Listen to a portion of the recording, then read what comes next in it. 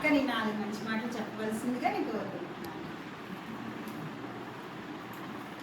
నాకు కొంచెం వాయిస్ ప్రాబ్లంగా ఉంది. దయచేసి అందరూ నా మాటల్ని మన్నించి వాయిస్ వినవలసిందిగా కోరుతున్నాను. ముందుగా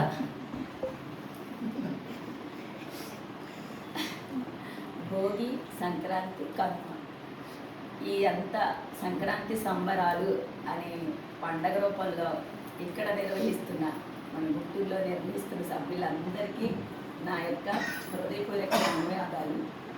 మొదటగా అందరికీ శుభాకాంక్షలు. ఇందులో ముఖ్యమైన గెస్ట్ ఆఫ్ ఆనర్గా మమ్మల్ని అంటే అమ్మ, నేను, మా వారిని ఇక్కడికి పిలవడం జరిగింది. అది కూడా మాకు ఇక్కడికి వచ్చిన తర్వాత తెలిసింది. ఈ గెస్ట్ ఆఫ్ ఆనర్ ఇచ్చి మమ్మల్ని ఎంత పెద్ద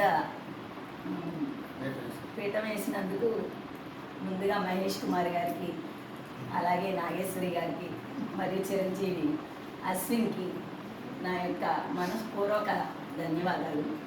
అలాగే చాలా దూరం నుంచి వచ్చిన మా యొక్క విశిష్ట గెస్ట్ హోస్ట్కి కింద నిర్వహించబడుతున్న మురళీధర్ గారికి, నాగవాణి గారికి, అలాగే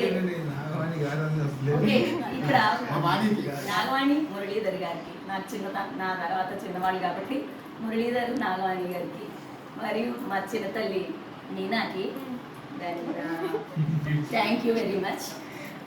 తర్వాత ఇక్కడికి రాలేకపోయిన మా తమ్ముడు, మా మరదలు, మళ్ళా మా చిన్న మేనల్లుడికి కూడా భోగి, సంక్రాంతి, కనుమ శుభాకాంక్షలు.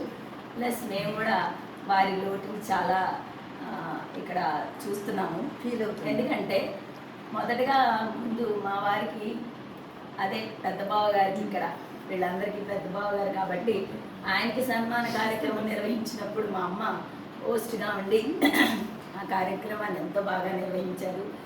దానికి మేము చాలా సంతోషిద్దాం. ఇప్పటికీ కూడా ఆ వీడియోలు ఇంకా చూసుకుంటూ ఉంటాం. అలాగే తర్వాత సంక్రాంతికి వస్తున్నాం అని చెప్పి మా ఇంట్లో కార్యక్రమాన్ని నిర్వహించాము. అప్పుడు కూడా చాలా ఆనందించాము. ఇప్పటికీ దానిలో ఉన్న యాక్టివిటీస్ అన్నీ కూడా చూసుకుంటూ ఉంటాం మేము ఇద్దరు ఉన్నప్పుడు.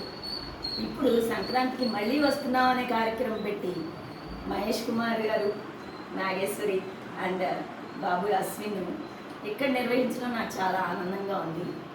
ఎందుకంటే ఇది గెట్ టుగెదర్ కాదు, ఒక ఫ్యామిలీ ఫంక్షన్. కాకపోతే పండగ సెలవులు మా గురించి ఉద్దేశించి పండగ సెలవులు అంటే ఉద్యోగాలు చేసుకునే వాళ్ళందరినీ ఉద్దేశించి పండగ సెలవులు నిర్వహించడం జరుగుతుంది.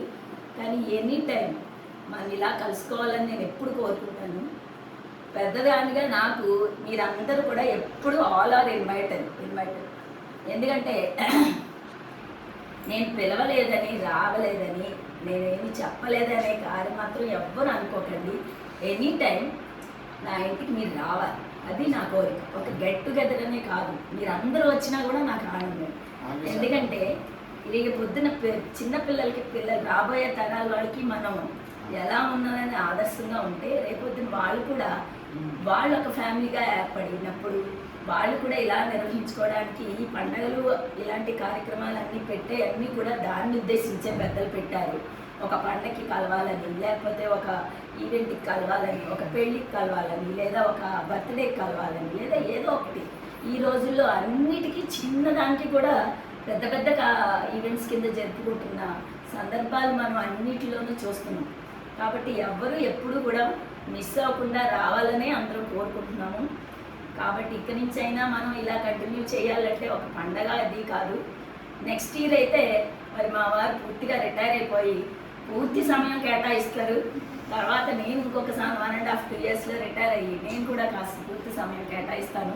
కాబట్టి మాకు మాత్రం ఇక్కడ ఈరోజు ఇటువంటి కార్యక్రమాన్ని ఏర్పాటు చేసిన ఈ ఫ్యామిలీకి, నా చిన్న చెల్లి ఫ్యామిలీకి మరింత వారికి ఎల్లవేళ్ళ దేవుడు ఆశీర్వదించాలని కోరుకుంటూ నాకు ఈ అవకాశం ఇచ్చిన మీ అందరికీ కూడా మెనీ థ్యాంక్స్ చెప్పుకుంటున్నాను.